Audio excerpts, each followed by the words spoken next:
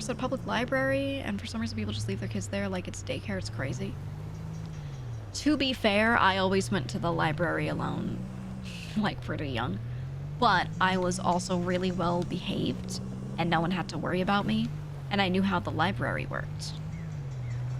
And I would get checked up on a lot. I wouldn't spend all day there necessarily. I don't want to coddle children too much and be like, you know, don't let them gain independence until they're in college, right? Like they can be alone in a library, but only if they know how to act. If they don't know how to act, and they're just like, the parents are basically saddling the people there with that kid, then that that sucks so bad. So it just depends, you know. They are terribly behaved, that's the issue. Running around screaming, just misbehaving completely, and you're not allowed to say anything to them, and that's the library's policy. Oh my god, I hate that. Yeah, I feel bad when people can't do anything about it. Just say really passive-aggressive, embarrassing stuff. You gotta come up with some one-liners. Okay, you're sitting in the shower, you have time to sit there and think. Imagine the scenario in your head. Think of the worst, most shameful, embarrassing thing you can say to this kid to make them feel embarrassed. And then say that shit. Oh yeah, I like that, Glumpy. I like that. I think, look, if I see a kid misbehaving, you know what you do? You look at them, and you be a little nice, because the thing is, they're gonna get really defensive, and they're gonna feel like they're right in what they're doing if you just let them do whatever they want. What you do is, the kid is freaking out. The kid is doing stupid shit, right? You just stare at them. And don't put on an unpleasant expression. Look normally at them. And you just look. And they're gonna be like, something, something, 6, 7, something. And you're just gonna be looking, and then they're gonna just get embarrassed because they're being stared at. That's step one. And if they confront you, they say, what are you looking at? What is this? What do you want? Blah, blah, blah, whatever, whatever. Be nice to them. Be nice to them.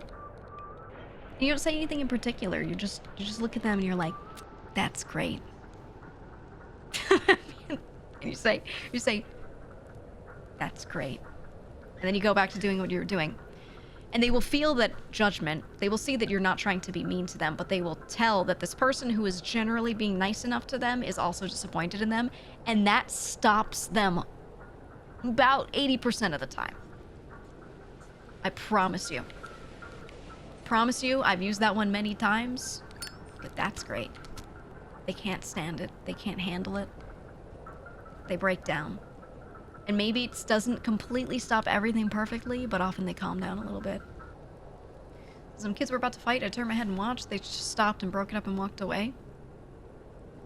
Yeah, because the thing is, like, kids act up, teenagers act up because they want attention, but they want positive attention. But the thing is, if you look at them and you give them attention, it's highly negative. Now they feel provoked, and it's a moment for them to build up ego or pride or something like that. That's huge for, like, teenagers and young kids as well. So you don't give them that either. You just give them nothing. You give them absolutely nothing that they want. You just kind of look. And you make it obvious that you're bothered, but not that you're, like, mad at them. You're just like, ow. And that usually works. Because they're gonna get combative if you're, like, you know, outwardly mean. And now you've just alienated them for sure. And that shouldn't be the goal. You want to remain someone whose approval they want. But then show that you're disapproving, right? Yeah, I'm not mad, I'm disappointed. Exactly. It's the best way, man. Because then they feel shame. They don't feel ashamed if they don't want your approval, right? If you seem like a mean person, then they write you off and it doesn't matter. Nothing you do matters anymore to them.